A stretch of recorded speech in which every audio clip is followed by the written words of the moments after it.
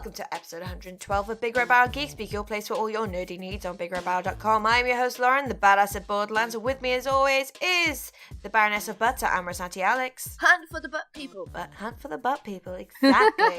In general, people who have butts, so hunt for them. So I guess hunt for all of us. Well, the director does have a tasty butt. Mm-hmm. This is real, girl. And the jaunty, jubilant juggler of Joe. I'll just say hello. How do you do, Hello. darling? All right, all good. Been a while since we all last spoke. I Last know. week, people noticed there wasn't a Geek Speak, but we had to give our illustrious editor a week off because she was doing something absolutely amazing last weekend. A little thing called Extra Life. Hi. Yes, thank you. Sorry. Why are you saying sorry? It's a wonderful Yeah, it's awesome. course, and you did fantastic well and was so proud of you. I'm saying sorry for missing a podcast. Unlike me, you rarely do it. So kudos to you, and we'll be hearing more about that a little later. Joe, I believe you have this week's Time Waster. Yeah, so as we all are aware, Blade Runner 2049 came out a little while ago, and like most people absolutely loved it. It did very well, blah, blah, blah, blah, blah. Great film. But what a lot of people may not realise is that a lot of the scenery was created in quite a traditional style using actual miniatures rather than all CGI. Oh, fantastic. So Weta Workshop, who people might recognise from working on the Lord of the Rings trilogy and a bunch of other cool stuff. Well, it's owned by Peter Jackson. Yeah, I think he's one of the co-owners. Yeah, definitely. Yeah. And do you know what? Like a Weta is a New Zealand bug. Oh, they are messed up. They are scary enormous bugs. insects. They're quite scary. So anyway, Weta Workshop worked on Blade Runner 2049, building a lot of the city miniatures, and obviously they did an amazing job. And they've just put a video up on their YouTube channel, and it's basically going through the miniatures and showing them being made and put in the set and being shot and stuff, and it's ever so cool. So if you're like me and you're just a bit obsessed with like movie miniatures and model making and stuff like that and props and everything. Hang on. Yeah. Just watching a video. Mm-hmm. They're making some of these models in SketchUp. I'm saying SketchUp. What is this? In the what now? Something about ketchup? SketchUp. So among the variety of 3D models that you have available for making your models for architecture or anything if you're into design or animate in 3D, so there's a bunch of them. But there is a free one called SketchUp. When you go to study architecture uni, that's the first thing you learn, because it's free, it is super easy to use, it's the easiest thing in the world to learn SketchUp and to show people SketchUp. And the appeal of SketchUp is that it is so damn easy that people that don't understand 3D or know how to do architectural related things can freaking use SketchUp. So let me just say, it cheers me up to see that they use SketchUp in professional environments. Well, if it works, it works. It's like when I see video of people like editing podcasts, or if they're like doing a walkthrough of studios and like, oh yeah, just editing the podcast, and then you just see Audacity. It's like, that's free. We use Audacity. Yeah. Like, fantastic. Yeah. You don't need like Pro Tools or crap like that. Free piece of software, sorted. Yeah, I mean, I guess it makes sense for SketchUp because the way this program is made, and they focus on different things, but SketchUp is a very blocky program. Like, it's good for building blocky things. It's not great at building curves and multiple complicated surfaces and things that bend and stuff like that. And a lot of buildings in Blade Runner are a little bit blocky, so it makes sense that that's what they use, at least for part of their work. I mean, I'm just super glad that there's still miniatures like this being made in major Hollywood movies and stuff, because, you know, you worry that with CGI, and CGI is amazing, and it's another brilliant filmmaking tool that when used properly can be absolutely amazing. But it's really nice to see traditional cinema art forms like miniature making and proper prop making are still being used. So I just thought that was really cool. If you're interested in filmmaking like I am, then you should get a little kick out of that, definitely. Yeah, another reference to the director of the hour. I was reading about some of the practical effects they was using. So I'm assuming everyone's seen Thor Ragnarok. If you haven't, close your ears now.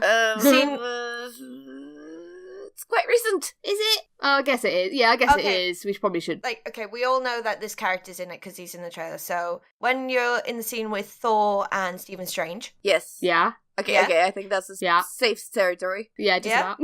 There is no CGI when they're moving from like place to place. It's all jump cuts. Yeah. And Chris Hemsworth doing a bit of a wobble. And I think that's fantastic that people are still using practical effects. And like, I love Ray Harryhausen. I love all that kind of stuff. So. Oh, me too. I'm like obsessed with Harryhausen. He's got there's an exhibit on somewhere in London at the moment. So when I come up to London the next time, I'm going to have to try and get in and see. I'm coming with you because I missed it last time. And they had a few bits at the sci-fi thing at the Barbican. Yeah. But I want to see more. Yeah, they had Guanji, which was awesome. But yeah, I'm a little bit obsessed with all that sort of stuff. So, so I just, anything like this, like proper filmmaking, behind the scenes stuff, just, definitely rocks my boat. So, and that's your time waster of the week. Thank you very much. Right, moving on to news. And for this first segment, I'm going to take my headphones out. Because if you didn't guess, it's about Star Wars. I haven't even read it. I just saw more Stars to the Wars. So I'm going to take my headphones out. I'm going to let you two lead because I literally have not looked at anything. Me neither. I don't want to know anything about anything. Those guys, there's nothing. Okay, they're making more movies. There's quite a large paragraph there, and I'm scared to look at it. It's okay. It's safe. I think it's pretty safe if you want to stay, but if you want to go, I won't hold it against you. No, it's safe. You're all right, Lauren. There's safe? nothing like remotely spoilery or anything like that. It's safe. It's safe. Do you want me to talk you through this? To lay down the tracks? Yeah, you do it. To calm the waters. So more wars in our stars. So basically, I guess this is kind of obvious to everyone, but Star Wars is not just gonna be the free base movies and a couple of spin-offs. Since Disney bought it, they have big plans. They have 10 years worth of Star Wars plans. Well, MCU is gonna be ending soon, so they're gonna need to fill up the schedule. I mean, soon. How soon is soon, Lauren? They'll just reboot it. We'll get a new Iron Man. But they might be buying Fox. Interesting. Oh yeah, no. I think the potential was they were gonna buy a portion of Fox. Because Fox is enormous, so I'm not sure they'd buy all of Fox. You know what I mean, though. Yeah, I think they were going to buy a portion of it, but I don't know what's happened with that. That kind of seemed to go away. Oh, I've heard about that this week. Yeah, it was fairly recent. Yeah, no, that's what I mean. I read it, and then it was kind of like... No. Oh, okay, fair enough. But we'll see. I mean, yeah, I think sort of stuff like this, like stories like this kind of rear their heads quite often, and then talks don't go anywhere, and then it's forgotten, kind of thing. Yeah. I mean, I hope they don't. I would rather they don't. I think Fox are obviously an interesting company for me because I detest Rupert Murdoch with a passion. Like, I think he's one of the worst people alive on the planet. But I love the movies that 20th Century Fox make. Like, they own the Alien license and a bunch of other stuff. So I'm always, like, really conflicted. Because I'm like, I really don't want to give Rupert Murdoch money, but aliens! They have Deadpool. He needs to join in. Yeah. Post-Thor Ragnarok, I learned this whole storyline between Deadpool, Death, and Thanos. Oh, it's amazing, right? So for anyone who doesn't know, and this is the gist of it, and obviously I don't know, because this is he said, she said kind of conversation. Do you want me to say it? Yeah, go for it, if you know it better. Deadpool is, desperate to die because he is in love with Death. He met her once, but Thanos is also in love with Death. That's why he's trying to, destroy the universe to, earn her favour. But he's also kind of, air quotes, cursed Deadpool to never die so he can never be with Death. Yeah. Well, that's a bit mean. It was just, I think it's kind of interesting, right? And if they bring Deadpool, and if they say that Hela is deaf, for this purposes... She's the goddess of death. I think it's a different thing. I know it's a different thing, and it's in a different universe, but because it's Marvel, I think it's, cinematic universe, it is probably easier to take Kate Blanchett as Hela and say that she is deaf, that Thanos and Deadpool have a love triangle in. Maybe she, when everything went down at the end of Ragnarok, she kind Spoilers! of came... I didn't say anything. I know, just laying it down. Okay. She may have, she could have become the character, but death in the sense of the Deadpool Thanos love triangle is literal death. And that's why if Hela was death, she's a bit more tangible and more accessible. The whole reason for Thanos cursing Deadpool is so he cannot see her, because she only appears when you die. I must admit, I am not really a fan of Deadpool. I don't care for Deadpool at all. That's okay. I care more than anyone else. It's fine. Yeah, so it balances out. But I'd be quite happy for him to not have anything to do with Thor. if we were going full kind of Civil War, full comics, all that kind of shit, Skrull invasion, all that, then we'd have Deadpool's Secret Wars. Oh, not Civil War, Secret Wars. So if we evolve from Civil War to Secret Wars, then we'd have the whole Deadpool Secret Wars where the Skrulls try to imitate Deadpool because they're like taking over the characters' places because they're like essentially shapeshifters. And they all go mental because they can't handle being Deadpool. So he destroys the entire Skrull race by just being him, and they're trying to copy him. It's fantastic. Well, mass genocide isn't fantastic. So right, we've gone off on one again, haven't we? I like how you sneakily changed the subject from Star Wars. Props to you. That's all I'm going to say on this. Like, essentially, we're going to get more Star Wars, basically. There's going to be lots more Star Wars. Yeah, essentially, they're thinking of a new trilogy, and apparently, even though we haven't seen The Last Jedi, but the whole Lucasfilm and, and Kathleen Kennedy are in love with Rian Johnson's work, and he's going to be in charge of creation of this new trilogy. Aren't many more information than that, except to say they have more plans, and there will be Taika to do one. Yeah, that'd be cool. The question I really want to pose, guys, I mean, how many more Star Wars do you really want? I kind of think it can be infinite. The beauty of Star Wars is, like, obviously if you look at The Force Awakens and stuff, there were a lot of new characters introduced there, and in Rogue One and everything like that. Like, I think the universe has plenty of room for new characters and whatnot, and yeah, if he's going to do a new trilogy, I would argue that it's going to be completely new characters just in the same universe. Yes, I think that's what they're thinking. Which would be cool. That I have no issue with that. I'd quite happily go and see a Star Wars film at the cinema every year forever. So yeah, I'm fine with it as long as they just don't take the mick and they don't get stagnant and treat the universe with respect. So like crossover is fine, interaction's fine, but like not kind of like the crap that was in Rogue One, like, oh, look, these characters are here, nudge, nudge, wonk, wonk. Like, you're saying that too loud, darling. It's not an in-joke if you're saying it too loud. Yeah, they could do. I just don't want it to go down the route of, like, the Souls or the Final Destinations. I know that's a kind of different thing, but it's like milking the cow. Don't want them to do that. Yeah. Yeah, I kind of agree. I think some of the things are really good because they come in moderation. However, moderation is completely going to be out of the window.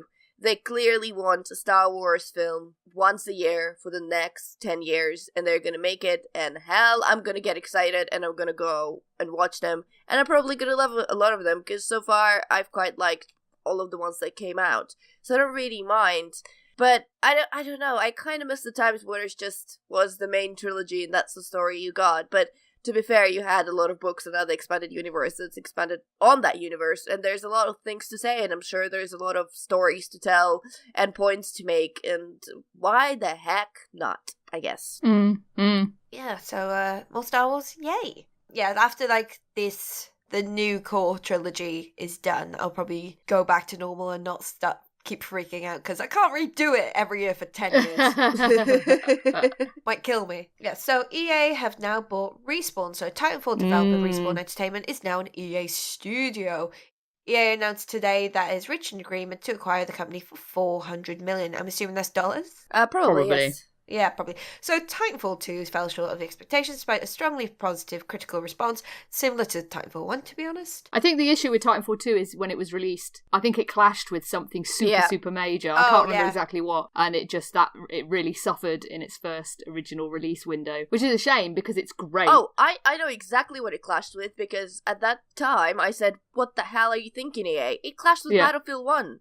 Which is said to be the major thing that everyone was so hyped about. It had a huge multiplayer aspect of it. And obviously, Titanfall 2, while, it didn't have single player for the first game, so I guess a lot of people who are not like us and not, read the gaming news daily. On the back foot, yeah, they weren't aware. So to them, it was another multiplayer game. And if you have a choice between Titanfall, which, cool, but Battlefield 1, that's freaking awesome, for people that love that kind of thing, those kind of multiplayer games. Of course, everyone went and bought Battlefield 1, and it was like, EA, what the hell? Yeah, they were, severely over-egging their property there, really going up against Battlefield 1, just like that.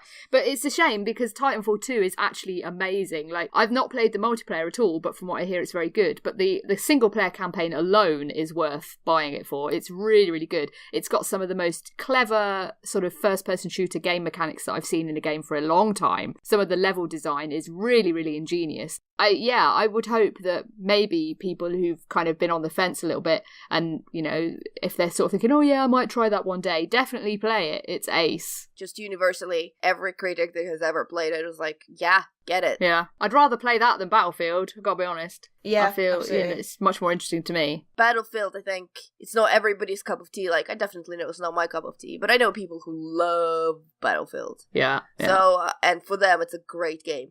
And that's okay. I mean, I'm sad about this, guys, I'm not gonna lie. Because we have a studio killer acquiring Respawn, and while EA have been Respawn's publishers, they've never owned the rights to Titanfall before, which they now do. And one of the, like, coolest thing about Respawn, and especially about Titanfall 2 that I've seen, that they were very much in, you buy this game, and you get the full game on the disc for the price you pay. Exactly, yeah. I think there is no season pass or... Come on, you don't need to be a freaking genius to realize that as soon as EA bought them, the kings and queens of all that kind of crap, they're gonna put that in your the next Titanfall, which Respawn are working on Titanfall 3 at the moment.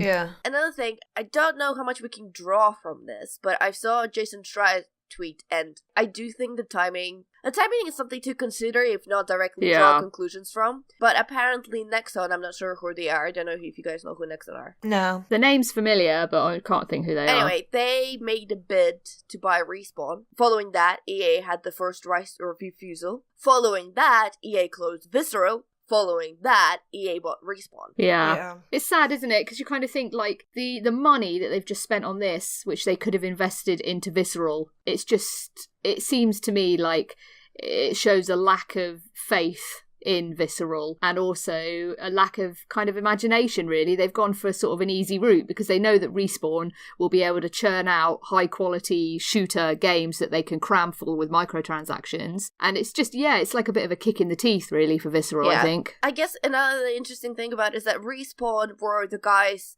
who kind of abdicated from Activision. I don't know, I don't remember what exactly the reasons were of them for leaving, but it was not an amicable parting, right? So Respawn essentially are a lot of Call of Duty developers, and now EA, who have Battlefield 1, are also getting more of the Call of Duty developers in their studio to produce that level and that type of game as well. I think it's just sad. I feel like kind of standing on the porch of every game, whoever signs with EA, and screaming at them going, no! Yeah, don't do it to yourselves! Turn around! I guess if they needed money, they needed money. What can I say? Yeah. But yeah, just not stoked by this news. I'm not happy about this next one. So Telltale layoff staff. Yes, this is unsurprising, actually, but also, quite sad. So why is it unsurprising? Because the recent Telltale games haven't performed as well as hoped. That was fair, yeah. And also, they've massively overexpanded probably a bit too quickly. So a few people kind of in the industry sort of saw this coming. This was kind of like a little bit of a discussion point for a little while, like maybe Telltale have kind of taken on too much, they've gone too big too quickly, they're doing too much. It was more when than if. Yeah, basically. Yeah. But it's still desperately sad. I mean, 25% of the staff being laid off. These are all fabulous creative people. Hopefully they'll all find their feet in the industry. That's one good thing about the games industry, as I've discovered myself, that it does pitch together when things like this happen, and a lot of people are usually helped to find new digs pretty quickly. But it's just, I think, Telltale kind of built on the success of The Walking Dead with some excellent games, things like The Wolf Among Us and stuff like that. And I think they went too far. They went too big. Maybe in the long run this will be good for them to kind of scale it back a little bit. But yeah, it's just, I mean, my first thought is the people. It's just really sad for the people. Yeah, it's like they're a bunch of like absolutely fantastically creative people. Like Telltale are like some of my favorite games. Like I haven't played I played a bit of Batman, played like episode 1 of Minecraft, but those properties don't excite me as much as the other ones. So like Wolf Among Us, I absolutely adored that. I played that. I'm surprised you've not played Guardians of the Galaxy. I just haven't got round to it. I just haven't had time. But now that I've lost one of my 3 jobs, I'm not lost, giving it up. I may have a bit more time, she says, working every day next week. I will get round to that because I freaking adore Guardians of the Galaxy. I freaking adore Telltale. Wolf Among Us is one of my favourite games, as is Tales from the Borderlands, as you guys probably guessed. And I can't wait for like sequels to those. And hopefully they'll still be able to produce some amazing things with little less of their workforce. And I'm pretty confident they only like hire amazing people. So those people who did sadly lose their jobs, they will find their feet. Yes, I certainly hope so. It is just desperately sad when things like this happen. So our thoughts go out to you guys, especially right before Christmas as well. Yeah, I mean, that's the a timing really dick just move. sucks. But, I mean, one of the things I keep hearing about Telltale, and it looks like it's almost like industry's open secret, that the studio has the craziest crunch of all time, which is understandable. Does not surprise me, actually. Understandable has nothing to do with it. It does not surprise me because they make so many games. I mean, like the episodes they have. What do they have at the moment? They have Guardians of the Galaxy just finishing, and then there's another season of Batman running at the moment, and I'm sure there's another season of something else running at the moment as well. And they're making Walking Dead season 4, Wolf Among Us 2. You know, I think they've massively overreached, to be honest. And to be honest, they really, I have kind of the same policy with the same policy that I had with our Star Wars topic, is that you need to take a break and let people miss you a little bit. Yeah. And one of the reasons why I stopped playing Telltale games is because they all looked the same, they all played about the same, and occasionally they had some really, really great stories, like Tales from the Borderlands, and then occasionally they had stories that, you know, not touched me, and I bought a season pass, so I'm gonna play for you, Guardians of the Galaxy, but I'm getting a little bit bored of you.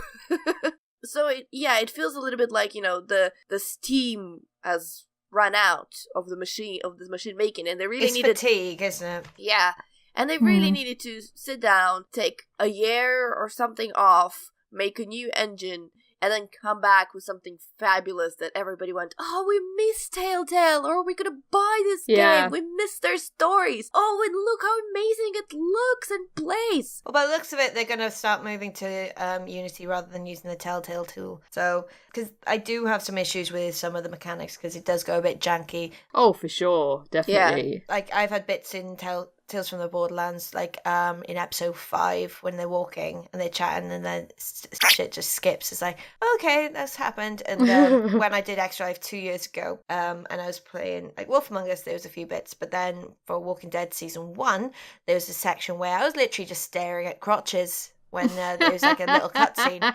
So, as you were saying, Alex, I think they need to take a year, rather than to just miss, just to like hone stuff to make sure that they can put out the best product as possible, because there's a lot of options, there's a lot of things that can like kind of screw with the code, so they need to like get things slick, streamlined, test the hell out of it, and then come back strong. This is the thing, I think part of the reason why Guardians of the Galaxy haven't landed with me is that because the engine that the Telltale tool that they use, it's a little bit like slow, like everything happens fairly slowly, right? So the jokes in Guardians of the Galaxy, they just don't land because they're like gaps and silences that you're like, oh right, that was supposed to be funny, fine.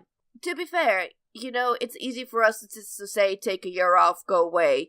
We don't know how the finances of that studio work and whether or not they can sustain themselves for a year without releasing anything, and it might be way more complicated than that. And obviously, you know, they have laid off 90 people. It's not because they were like, oh, we feel like it. You know, there are reasons in why we might not be happy about these reasons. Probably those layoffs help to keep some other people in the studio working on the games. Well, yeah, when it comes down to either the studio tanks and goes bankrupt or they lay off a quarter of the people, I mean, obviously, yes, it's awful, but it's a decision that they have to make. So, yeah, it's super sad, but hopefully it will work out for the best in the long run. Something else that's, well, emotional. Super happy fun times news. Yay! But we're gonna finish on the good note, I'm just saying. Yeah, we're good. It's a good end. Yeah. Not to this story, but to the news section. Yeah, so, more sexual allegations for Kevin Spacey. Yeah, it's grim. It's totally grim. There's a lot of them, is my point, that are now coming out, which is good. And Louis C.K. is another one, and Kevin Spacey. Yeah, he's admitted to that, hasn't he? I haven't read more about that one, because I don't want to. It's totally right. I'm kind of at the point now where yes, I think it's incredibly important that this stuff is coming out and people are talking about it, and it's obviously being treated completely, like it's completely unacceptable, which as it should be. But yeah, I must admit, every time I see a new one, I'm like, oh god, you as well? Oh my god. Like the Kevin Spacey one, it's just horrible. It's been a bit of an open secret for a little while, but yeah,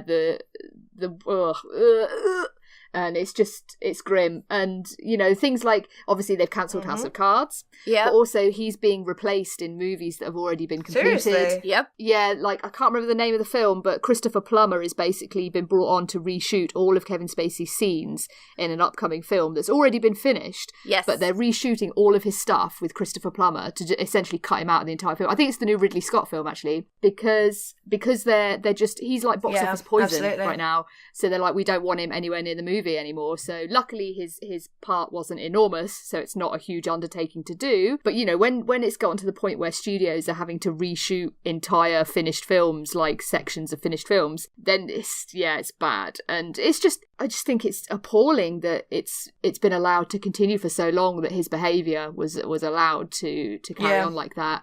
And people just let it go. People were just kind of like, yeah, whatever, it's just him, it's just Hollywood. No, sorry, no. So, it's good that this is happening, that he's finally getting his comeuppance. But yeah, it's just gross. Every time you see a new one on Twitter or whatever in the news, you're just like, oh my god. I think the important thing is, another to mention, is that obviously the big Hollywood celebrities are more in a prominent light when they get revealed, but there are also a lot of other smaller stories that are being put down. Like me and Joe saw today, the ex-IGN editor was accused as well and stuff like that. So, yeah, I mean, these are the big ones, but more and more of them are coming out, and they're not necessarily from Hollywood or movie industry. They are coming from every industry. I'm pretty sure I saw someone like from sports. I can't remember, something to do with their sports physician. I'm sorry, I should have really remembered those names. Gymnast with the resting bitch face. I think so.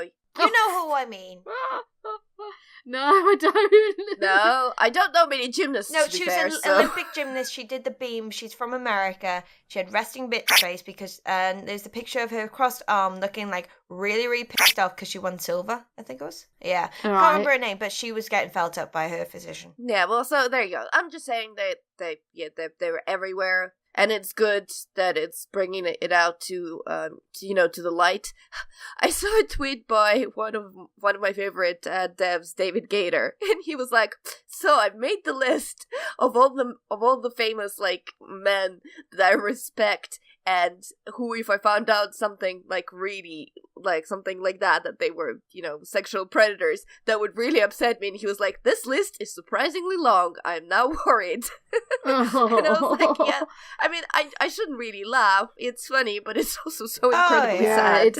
It is sad when, there's like you're looking up at your heroes and then, your hero is a horrible sexual predator. It's horrific. But it's kind of, I saw someone tweeting like that a lot of, let's say like alt-right males and those kind of chaps are getting really hacked off with this now. And they're kind of like, oh, it's a dangerous time to be a man. You can't say anything or do anything. And I'm like, whoa. Check yourself, man. Don't be a sexual predator. Don't be a dick. And you'll be fine. Don't show your dick to people when they don't ask about it. Yeah. Oh, yeah. Please don't do that. Unless, asks for in a very intimate, nice, steamy situation. You know what I mean? Yeah, exactly.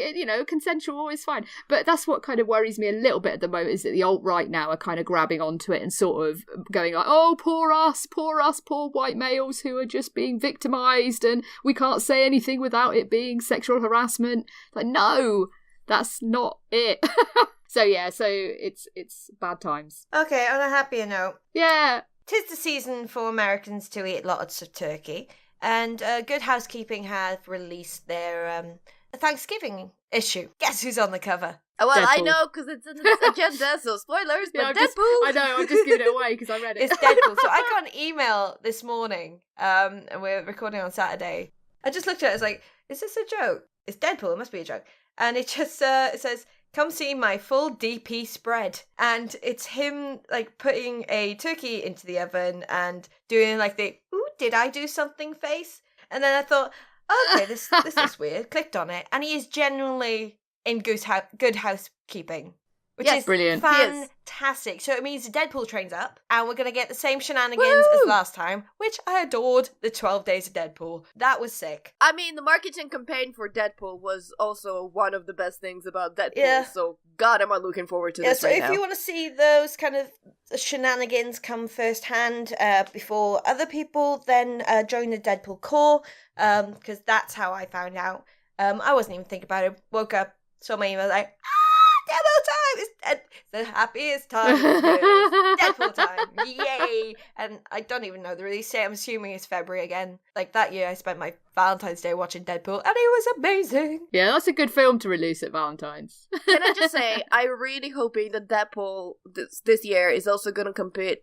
I'm pretty sure it did that last year, but it's going to compete with the 50 Shades of whatever crap for Valentine's Day. And then we're all just going to go and see Deadpool on Valentine's like we did. It comes out on June 1st. Oh, rubbish. No! So I thought it'd be like, I'd get to see it just before my 30th, and it's like, oh yeah, sick. That's amazing. A little birthday present to me. Deadpool! Whee! Welcome to the dark side.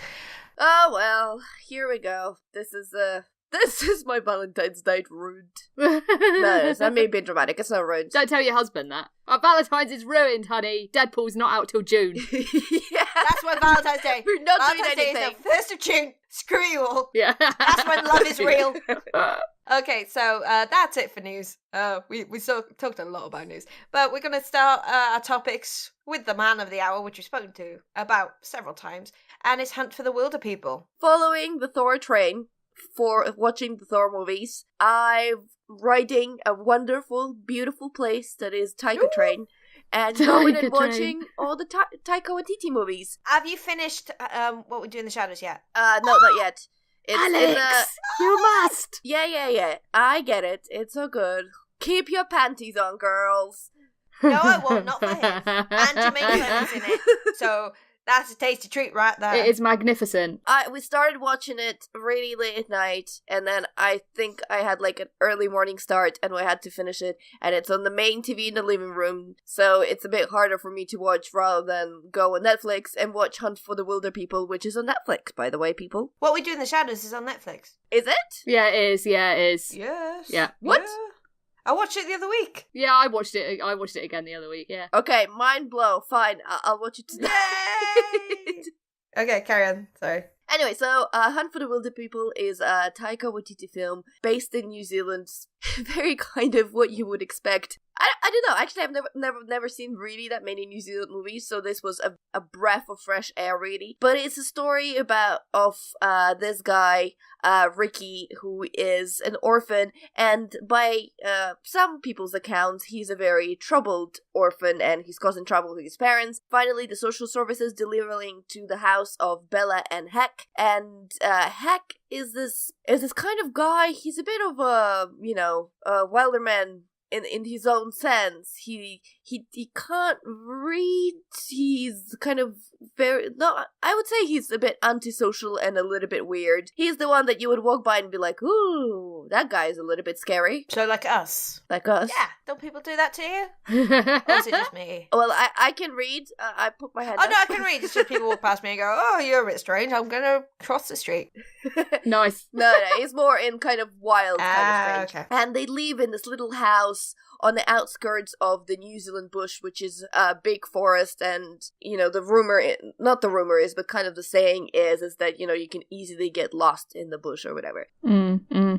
Bella and Ricky just immediately gel together, and for the first time ever, he feels like this place is his home, and he really likes living there. And throughout the movie, I'm just not gonna say a little bit much, because I think it's really, really worth seeing that movie. Yeah, it's absolutely fantastic. But Hack and Ricky ended up trotting the bush with the kind of New Zealand police hunting them and social services hunting them, and the hilarity ensues. It's brilliant. It's such a good film. It's one of my favourite Sam Neill performances in years. I think he's fantastic in this. He's so good. Oh, it's such a good film. Yeah, definitely. Yeah, I mean, there is not a single person who is a dud in that cast and who's not pulled their weight Like, Sam Neill is underrated, I think. Yeah, I think so. I think when it came out, I remember seeing a lot of 5-star reviews for it, like Empire loved it and a bunch of other people loved it. But I don't think it got a very wide release in the UK, which I think was half the issue. Yeah, because he was like a niche kind of director. He's very indie. Yeah. It's like when Boy came out as well. Like, you'd see it all the time being advertised at Prince Charles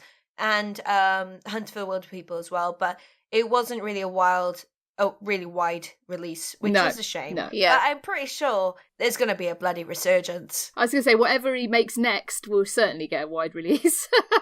Oh, hell yeah. Give him what he wants. Oh, come on. I think I'm hardly alone in seeing Thor and thinking, oh my god, this is a wonderful mind. What other things this wonderful mind has created? Yeah. And going and catch up. Yeah, catching up with Catch up to me and Joe. Come on. Catch up to me and Joe. Obviously, some of the revisiting won't help him so much because I don't know how much he benefits from people streaming it on Netflix, but whatever, as long as people know he's out there. I mean, the fantastic thing that I really loved about Hunt for the Wilderpeople is that Taika Waititi has this talent of hiding really emotional, painful topics in laughter. Yeah. I kind of think in Hunt for the Wilderpeople, it worked better than it worked in Thor. And obviously, if I continue with this analogy, I'm not going to do any spoilers for Thor, so don't worry going ahead. But in Hunt for the People, the topics are quite heavy. You know, this orphan boy. There's a story with his mom that is kind of mentioned, but is heavy.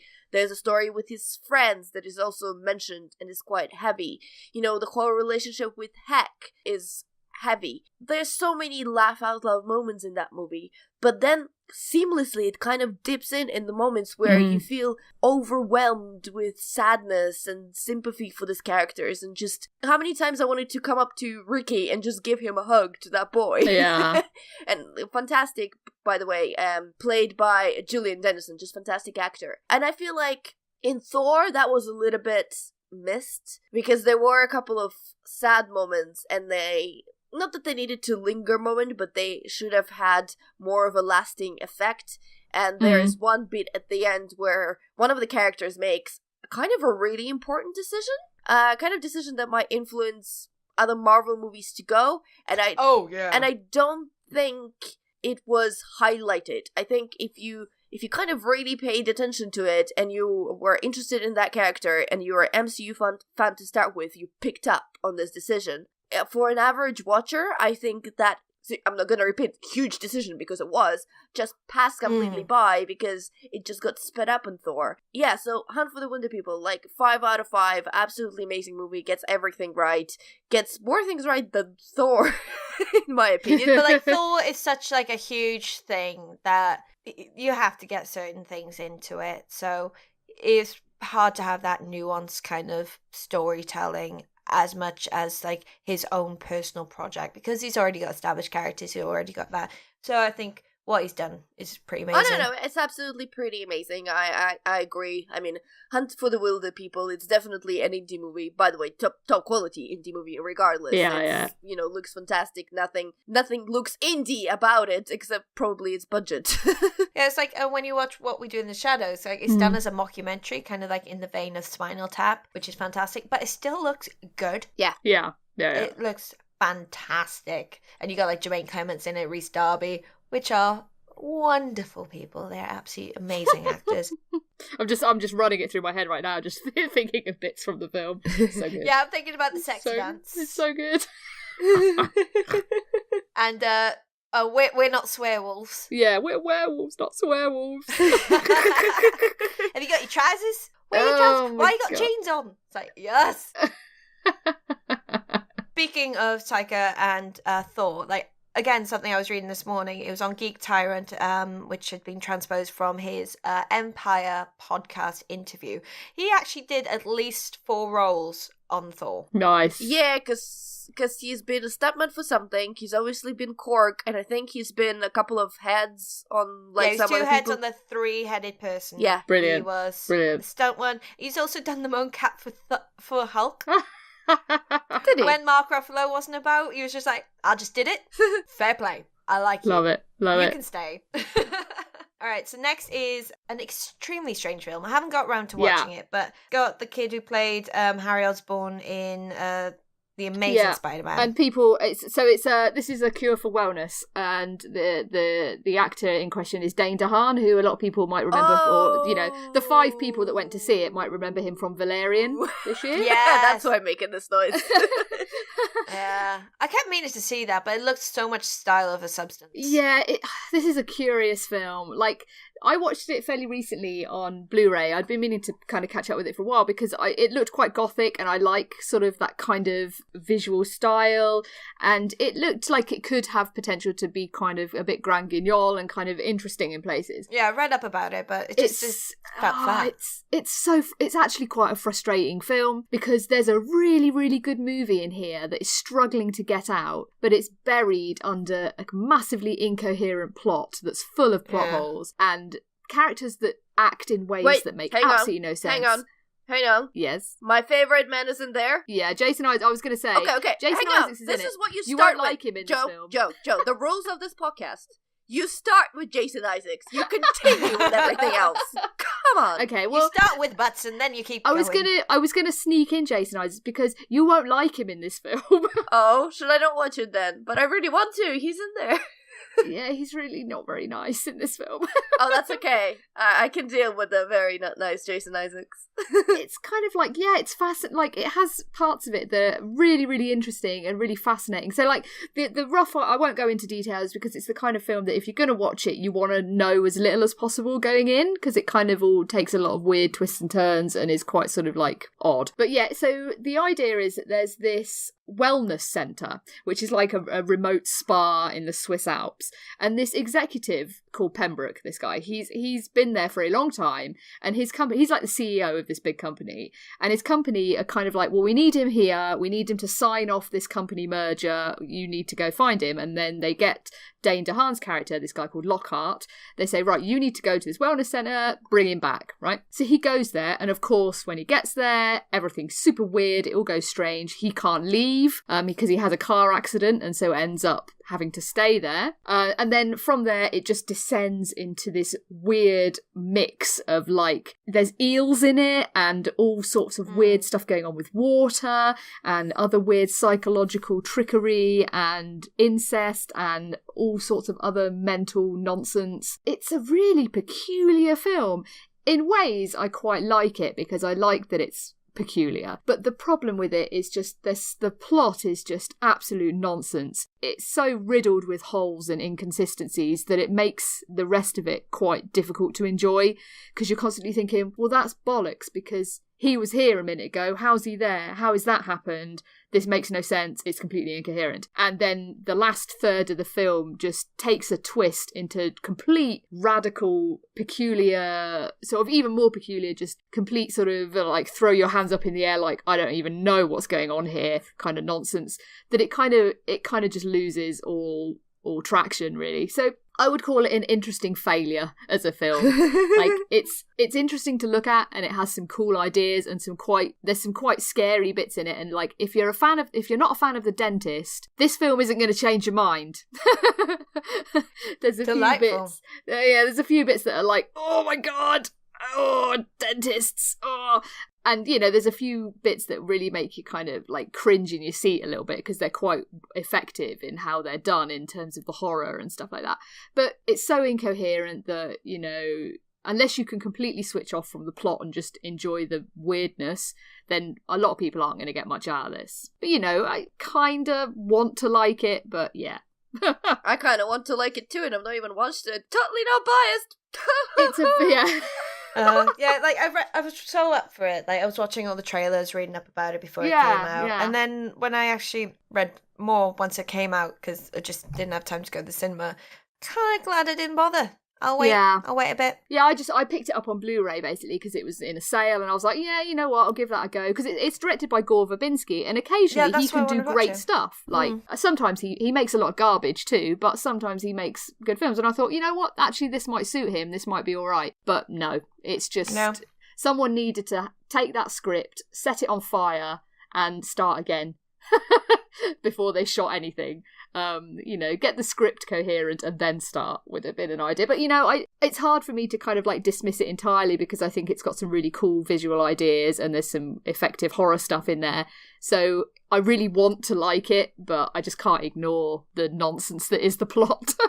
Yeah, no, that's completely fair. Okay, so moving on to MCM, and this kind of goes back to the theme of the movie, which is Thor Ragnarok. Yay! So I went to MCM weekend after last. God, yeah, that was why I wasn't on that podcast. And they had this huge Marvel section with costumes from Thor Ragnarok and Black Panther, and they are some beautiful pieces of clothing there. Like the ones from Black Panther, a few of them is just like, I just want to wear that. That is a beautiful dress. Yeah, I mean, sorry for sidetracking, but have everyone seen the Black Panther posters that came out recently? Oh my god, they are stunning. I haven't seen them yet. Oh, you should. They're beautiful, beautiful. But like some of the dresses and the costuming are sickeningly gorgeous, and then you go see the Thor ones. Screw all the other ones. The Valkyrie outfit and Hela's outfit.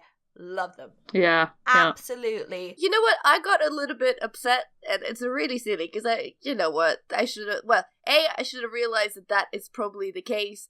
B, what the hell, why the hell am I body shaming people in my head? But apparently Hela was mostly CGI'd into that suit. Yeah, that doesn't surprise me. And you know what? Kate Blanchett, like, it doesn't even matter. Like, it's not a thing. I'm more upset that I was tricked into thinking that was real. Like, Kate Blanchett is hot no matter what the hell she wears. I mean, she just looks hot regardless, so it's not about that, but I just think, we're doing that now. We're CGIing people into their suits. I thought it was just the headpiece and, like, the cape. No, apparently it's a whole deal. Oh, because they had the entire thing there. I can imagine it was a mixture. So there'll have been certain scenes where they needed to show the transition, and then it would have been entirely CGI. Like when the headpiece comes on. Yeah, but if it was just a scene where she's already in it, and she's just like a dialogue scene, then she might have just worn it. Because I think she looks amazing when her hair's down. Like, I'm not bothered by the headpiece. It looks badass, but it's like when she's black hair down, that eye makeup, holding Mjolnir. She's proper goth. She's like hardcore goth. Give me, like, okay, you are goals. And, like, all the memes that are online right now is, like, you in freshman year, you senior year. And it's got her and Carl Urban in Lord of the Rings. And then now it's like, I'm down with that. I love it. This is love it. Yeah! Oh my god, I forgot that Carl Urban was also in Lord of the Rings. Carl Urban! With a terrible wig. And he learned to shave his head instead. Yeah. You don't need a wig, just shave it. You're good. Carl Urban stealthily walks into pretty much every big franchise ever, and you're kind of like, oh yeah, that's right, he was there. He was Bones as well in Star Trek. And let's not forget he's Dredd. Yes. He is Dredd. And I love him as Dredd. I just love him. He's amazing. Is he Aussie or Kiwi? I think he's Kiwi. He's Kiwi. It makes sense. He's a fruit. Right. So that was fantastic. There was kind of a lack of real draws for video games. So they had a Nintendo stand, which had the standard kind of fare. Charles Martinet was their voice of Mario, doing a signing on the Friday, which was nice for people. You had the usual Splatoon wall around there and a bunch of games. Then you had some indies and kind of like Asia based games. So like Ni no Kuni was there. Rice had a stand with all their kind of indie titles. There was a couple of bits in the Marvel section. So there was, I think it was a Marvel Ultimate Alliance maybe. There was apparently a Spider-Man VR thing. Oh, that's apparently, like, we got it. I've not played it, but from what I understand, it's literally 10 minutes, the whole thing. Yeah, they told me, but like, I couldn't find it, and my mates were actually working on it. So that's saying something, like how hidden it was. They were like, yeah, we're just in the corner, we had like 3 booths. It's like, okay. It's like, I was searching for you for about 2 hours just to say hi. Didn't realize what you were like showing. And it's like, no, didn't even notice it. I went in a photo booth and did a Guardians of the Galaxy thing. I did a photo with a car pretending to pick it up. Yeah, they had this like big car scene. That's cool. Where like if you take a picture, you could win a trip to Disneyland. And I got there, and it's a taxi cab, kind of slightly up on its side a little bit. So you can pretend that you're lifting it up, and there's wreckage around. And the guy goes to me, oh, you can either pretend you're lifting it up, or you can lay over the front like you've been run over by it. And I just looked at him and was like, I don't want to remind you of that, thank you. Well, he didn't know, but yes. No, I know. It's just like, it's not a thing you'd want to ask people to do at a family convention, like, pretend to be run over by a car. No. Other than that, it was the usual MCM crap. It's a big shop. It is just a giant shop. Yep. Too many people. Yep. Getting him away, annoying me. I mean, I feel really bad because there's so many people this year that were asking me if I would MCM, and even despite that weekend just turned out to be crazy for me with in relation to like university work I had to do, so yeah. I couldn't go anywhere. But I wasn't planning to as well because every year MCM is really the only thing, and I think the only thing to go there for is cosplay. So if you enjoy cosplay or want to watch cosplay and want to cosplay yourself, then yeah, MCM is the best place to do this in London and probably in UK. Yeah. Other than that, all the stuff that they're selling, I can probably find in online stores and for cheaper. And Comic Book Village. Okay, that's another thing. Comic Book Village, just to go see and see the artists. That's another thing. Like I bought a couple pieces of art last year's one. This year I did find two stalls which I hadn't seen their stuff before, and I didn't buy it there because it's a pain in the ass carrying stuff around. So I got their cards, and I will definitely be buying from them because I found a store that does like weird tiki mugs. So they do there was a zombie one, there's a zombie candle. They got the melting Nazi candle from Raiders of the Lost Ark, and a unicorn tiki mug. But then they also had a demonic goat tiki mug. So I was like, okay, I love that. I want that. So I'm gonna be in contact with them. And then there was another one which was all kind of nerdy bath stuff. So I've seen this thing before. It's like Gamer Teas, they do scented candles. Oh yeah, they're really good. Those scented candles are lovely from Game Tea. Yeah, they're really nice. Well, these ones were in comparison. They weren't packaged as nicely because the Gamer Tea ones are in metal tins. So yeah, they're lovely. Absolutely beautiful. These ones are in standard kind of glass jars, like you see kind of boutique or artisan candles, homemade kind. But they smelled so good. And then they did bath bombs as well, and bath melts. And they had ones in shapes of coffins, skulls, because it was Halloween at the time. And that speaks to my soul. But everything smelled so good, and there's so many things I just wanted to eat, even though it's not confectionery, they're bath bombs. See, some of them smell very confusingly. You're like, I know you're basically soap, but why do you smell so good? Yeah, I want to eat you. But when you go past Lush, or you go into Lush and it smells like you can eat half the stuff. This was heightened. This really smelled like you could eat the stuff and smelled so good. So I was really happy that I found those two stalls, but overall it was underwhelming. It's nice to see the Excel has a larger variety of food places now. That's great. It's not just weird pizza stuff. There's actually salads and things. Salad? What? Yeah. It's salads, there's fresh stuff, there's oh my. There's a variety of things, not just 8-pound bagels. I honestly think what MCM need to push on, and I think it's really hard for them to push on that with San Diego Comic-Con being so prominent and D23 as well, but they need panels. They need some excitement, some exciting announcements. Maybe they should just corner the TV side of it, since kind of the movie one is taken over by DC. And I think it's just really hard for them to do that because all the exciting things happen at those two conventions, all the announcements, and they don't get anything just because of where they are. Or they should be inviting, they invite people to do, sign autographs and do the pictures, but they don't really invite people to have interesting panels so much anymore. Occasionally in 4 days, they'll maybe have one panel worth attending, and all the other ones are a bit meh. And until they do something that you don't buy ticket to MCM to get access to these shops. You can get access to the shops without buying a ticket. You have to make the ticket entry price worth it all. And so far, there's nothing. Yeah, they had a few more things. So they had a bunch of people from the MCU. So they had the guy who plays Falcon. He was there. Well, probably somewhere, hidden behind security and walls, so you could only come to him for autographs or something, or stand in line to get to him or something like that. I want to say that he did some sort of panel. I was offered. Well, they actually did something quite new for the press thing this year. So they actually emailed out a link to a special press website where you could see what talks were going on and if there was press interview sessions available for certain people, which was absolutely fantastic, really, really nice. But I tried to get an interview with the guy who played Falcon, can't remember his name at the moment, but they didn't get back to me. They didn't even reply and say, no, all the slots are filled, anything like that. So I think they're trying, because they've just been bought out by another company, so they reckon they're going to be bigger and better next year. So hopefully they'll go more towards like the San Diego Comic-Con, the New York Comic-Con, and actually have panels and talks and more interesting stuff that are relevant to like the wider fan base and not just the niche kind of people who like going to VidFest and see the YouTubers. Because if they want to see that, they'll go to Summer in the City. But touch wood, hopefully, with the changes I saw this year, it will improve and won't just be commercial bull. Mm-hmm. That's what I'm hoping. Hey, as soon as it changes away from that, I'm right back there. Yeah, because I wasn't planning on going. It's just like a few of my friends were like, oh, we're working. It's like, okay, I'll go. I'll pop along, come see you. Mm-hmm. Because otherwise I wouldn't see them.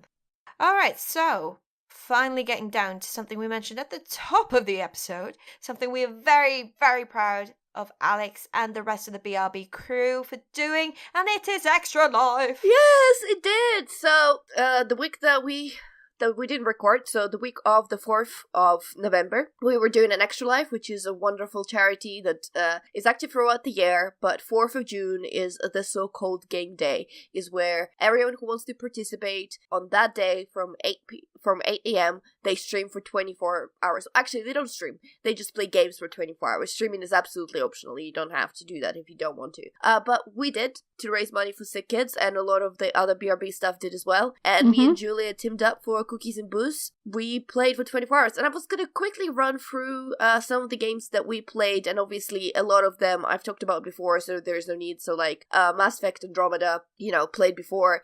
The Little Acre that we played right at the end, I'm pretty sure I spoke about it before, and if you listen to BRB UK, Coleman talked about this game a lot. We did play Life is Strange Before the Storm's second episode, which came out just before the stream, which actually keeps improving. It's getting stronger. I was a bit lukewarm on the first episode, but by the end of it I was getting more interested, and I'm now more excited for the second episode. And I think there is one more to come. Really looking forward to the resolution of that story.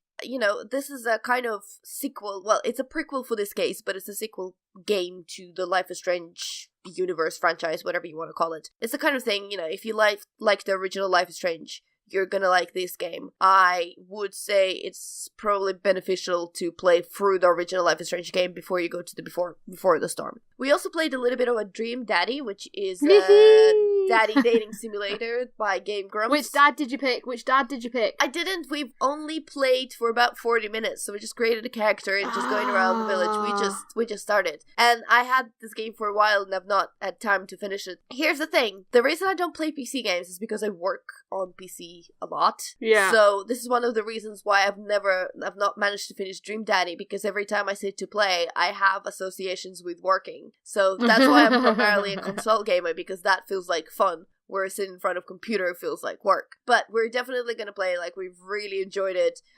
We did all the voices, because obviously it's a text adventure, so you have to read out the voices. So we were doing the voices probably really badly, but we enjoyed it. It was fun. We also attempted Destiny 2 raids. So the guys did 2 raids. There was one kind of in the morning, which they almost finished, and the one that we did later in the afternoon, which we completely failed. We just got through the first room. I'm not gonna say, this is the first Destiny raid I've ever attempted, and I'm not gonna lie, I'm not entirely fond of this whole structure of this, making it very convoluted and kind of complicated, seemingly just for the sake of it, just for the sake of making it hard. I mean, there's some interesting stuff going on there, but it takes a while. It took us 2 hours to get through the first room, and it wasn't because all of us were above the the minimum required levels, and some of those people were high above those minimum required levels and done the raid several times. So it's not like we were completely oblivious to what we were doing. We were being guided, and we were doing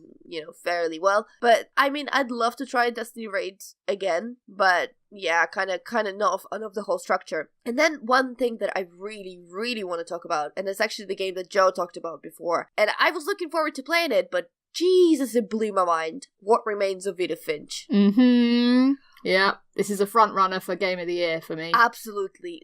I'm so divided now between Horizon and What Remains of Edith Finch. Yeah, same. Currently, Horizon is just pipping it, but this Edith Finch was just absolutely magnificent. Yes. But yes, tell me what you think. Just a quick recap before I go into my thoughts. It's story, basically. It's a narrative experience, walking simulator, whatever you want to call it. But you are playing as Edith Finch and you're returning to your family home to discover for the first time the stories of your family. And every family member, they have like extensive family tree that you go through as you go through the house. They kind of have their own rooms, and their own rooms tell their own little stories. And what's fantastic about it is that they all tell them in a slightly different ways. Some of them are more interactive than others, but some of them are just stylized so beautifully. I love the story that gets told you for like comic panels. That was so beautiful. It's like a little horror thing. That was brilliant. Yeah. And again, all of them have a little bit of like a slightly different theme, I think. Some of them are more abstract and surreal, and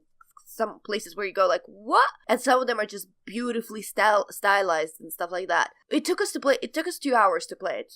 Honestly, from start to finish, we sat down. We couldn't put the controller down. It's always what I get excited about video games, that video games allow us to tell stories in a different way. The ways you wouldn't expect from movies, from books, and from TV series. And that game is absolutely the proof of that concept. Because it told a story, but only in a way that video games can. And it's just, and it works just marvelously. And the game itself also looks absolutely fantastic. All the voice acting is top notch.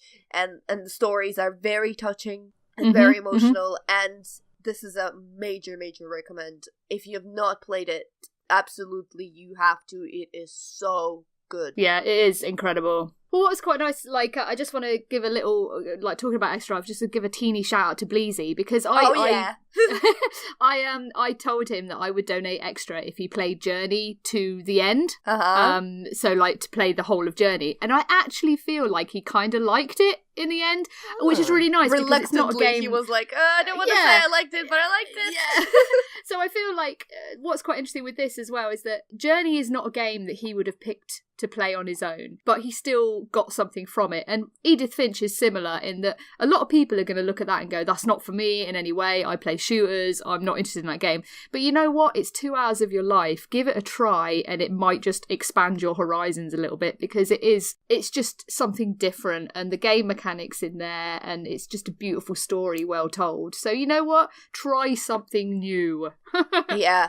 One thing I would say, I'm not sure, it was about 15 quid, I think. I can't remember. Something, I think I paid, $14.99 or something for it. Which I'm happy, I don't mind paying, but some people might consider a bit too expensive for the game that only takes 2 hours. Potentially. I think it's probably a candidate for PS Plus at some point. I think it'll end up on there. Yeah, but I would say, even for £15, it's worth it, because that game is not gonna leave you like emotionless or not caring by the end. There will be a part of it, and like some parts. There are multiple parts to this game, and at least one of them will get to you, and that's 100%. Yeah. And to me, that's absolutely worth it. And I didn't mind it being £15 for 2 hours. It takes you through all the range of emotions, Edith Finch. Like I just think it's ingenious, brilliant game. Yeah. God, we've been so spoiled this year for games. Honestly, I'm starting to think, like, for Monkey Tale, we do a game of the year and we have to pick our top 5. And I have too many already. I don't know what I'm going to do. Joe, I'm going to tell you more. At the end of the year, we ourselves do a rundown of the year and choose the top games and top movies and top everything. So I'm pretty sure, like, top movies is just going Taika Waititi. No, Death of Stalin came out this year, so sorry. Blade Runner 2049 for me, probably. I'm sorry, I've never played Edith Finch, so I kind of zoned out, and I ended up watching GIFs of Taika Waititi. Chris Hemsworth. He gives good GIF game, definitely. Yes. They're just like sods. Sorry. So for episode 112 of BigRedBarel Geek Speak, we're going to do a little shout out. So because we didn't have an episode last week, we haven't got that many. So Joe, do you want to do the Twitters? I can certainly do the Twitter. So our number one fan, Will Driver at WillDriver93, and Gabriel Romo at SleeperHit79. And number 3 fan. Number 3? Not number 2. Who's number 2? I know, I still haven't found No, out. we don't know. No one's told me. He just said he's number 3, and we're still very confused. Well, to be honest, I don't feel like it's a competition and that we love them all equally. Absolutely. Right? Love you all. Yeah, definitely. Ooh, maybe it's Hugs. Maybe Hugs is number 2. I'm going to say I doubt that very much. I don't know. He stayed. Bless Hugs. Speaking of What Remains of Edith Finch, he stayed for that whole journey from the beginning to end for our extra live stream. Okay, that's sweet. That's cute. Love you, Hugs. And it was hilarious because we were going to the stream like WTF, and he was in chat delayed by 30 seconds. WTF. It was hilarious. Good old Hugs. If you would like to get in contact with us, you can do so on Twitter at BigRedBarel using the hashtag Geek Speak. You can use our personal Twitters. I am at the Sweet Shrimp. Hi, I'm at DastyTulip_. I'm at Pixel Ritual. You can also go to Facebook, facebook.com/BigRedBarel. Leave a little comment there. You can also go on our Gamer Nights group and join our Destiny clan, which is fantastic. And we're also think we're building a PC one for those who are on PC. Yeah, there is already. Di said last time that he's double dipped, so he's certainly playing it on PC as well. Oh, there's a bunch of them PC Master Racers who are on the PC Destiny clan. Honestly, it makes me laugh. I love it. You can also go listen on YouTube, youtube.com, BigRedBarel TV. You can go to iTunes, leave us a little comment. 5 stars are preferred, but whatever you think we deserve, as long as there's a nice little comment on there, we'll shout you out.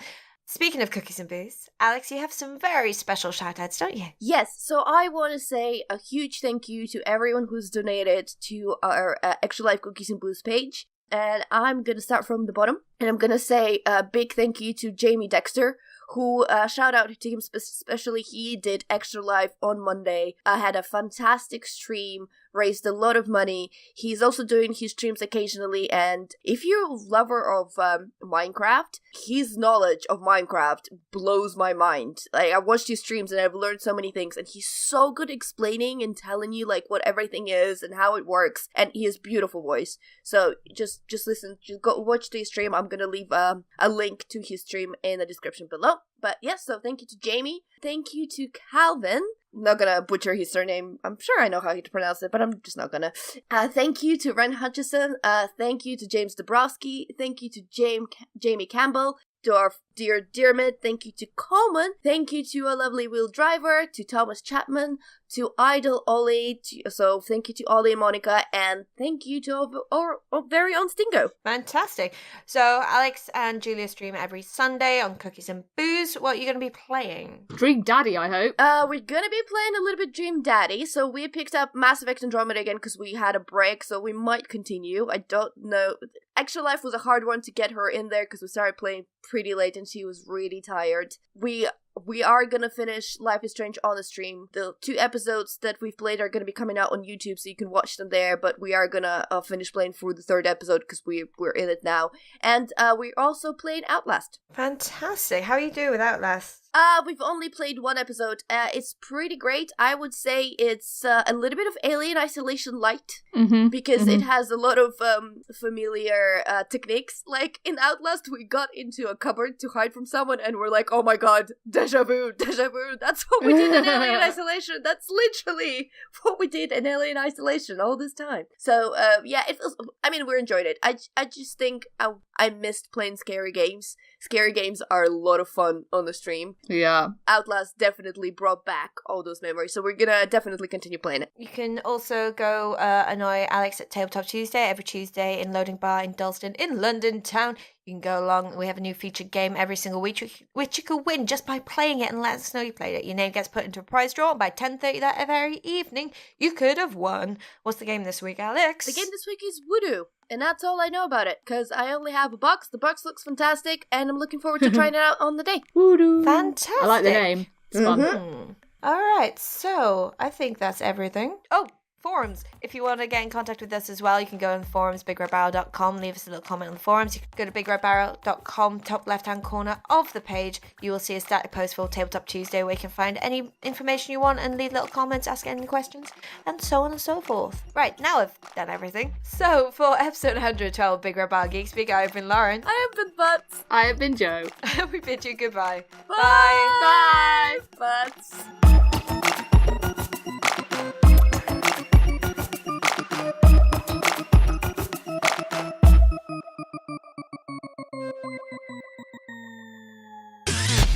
You and your ears are quite welcome for the podcasting goodness that you just heard. Why not roll on over to BigRedBarel.com for more podcasts, news, reviews, and videos from the biggest, reddest site on the internet, BigRedBarel.com. So, for episode 112 of BigRedBarel Geek Speak, I've been Lauren. I've been Joe. You're so used to being second. I know. I'm sorry. Lauren, this is what your absence has done. I went too fast. Do it again. But I was only off for like 1 week, and then last week we were No, off. it was an accident. Oh my Just god, like, Joe. Oh my god, I know you hate me, but still. No. Not at all. Oh golly gosh. You can tell Brilliant. It's the morning, can't you? It's the morning, can't you? It's the morning, can't you? It's the morning, can't you? It's the morning, can't you? It's the morning, can't you? It's the morning, can't you? It's the morning.